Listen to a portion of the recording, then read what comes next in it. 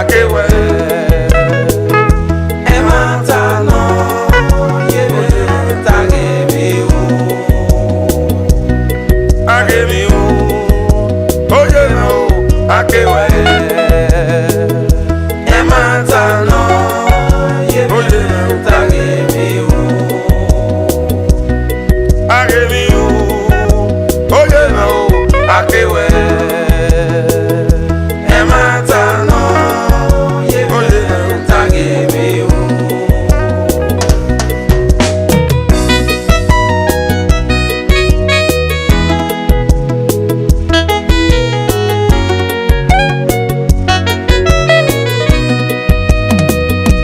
Ematano, umami ematano,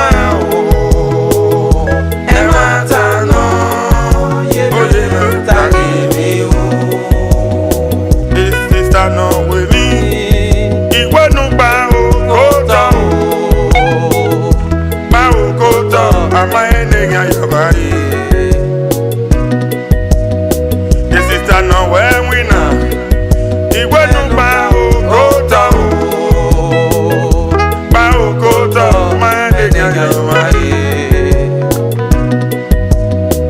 Sister no ye webo iwe nu ba okoto ma de ya mai Aghemwinru oye no akewe ematano oye no tagemiu the brother no win iwe nu ba okoto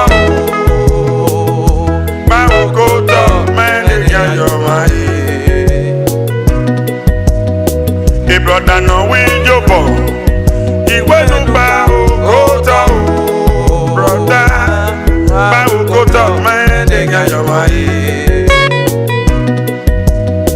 the sister no win jobo iwe nu ba okoto menega yo mai brother no give me na your way iwe nu ba okoto egagagi iwe ne adora gbe ma e sister no give me na iwe nu ba okoto egagagi iwe ne adora gbe ma Aghemwinru oye no akewe egagagi iwe ne adora gbe ma Aghemwinru oye no akewe egagagi iwe ne adora gbe ma Aghemwinru oye no akewe ematano oye no tagemiu the propaga tuta yo togeka ekene papa dege wedege wara gifiemi ere ne undora gbe ma the brother no we kili iwe nu si opa unda si opa no ngere o when no give me no money iwe nu si opa iwe ne undora gbe ma when no you to no money iwe nu si opa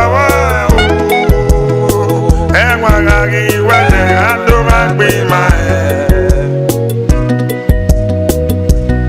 Aghemwinru oye no akewe ematano oye no tagemiu the brother no we kili wala iwe nu wasi obowo no ngere o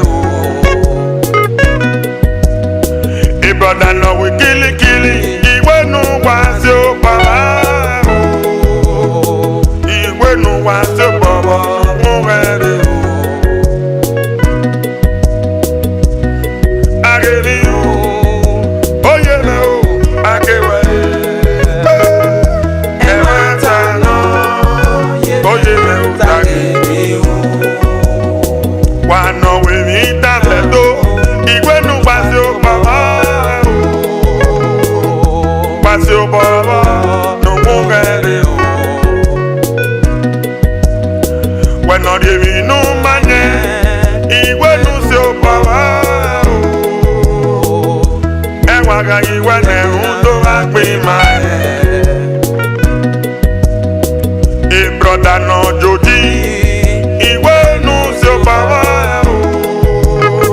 Ewaga igwene undo akpima. Aghemwinru, oye me o, akewe.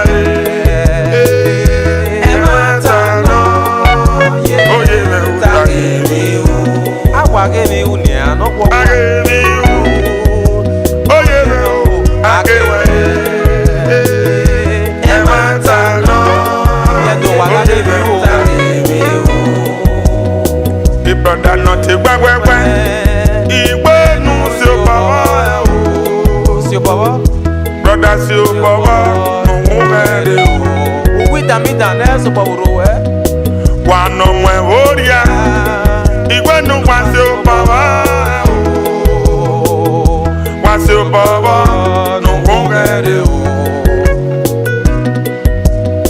Wano ti kwe, igwenu wasi o baba. Wasi o baba, no mugere o. Aghemwinru, oye me o,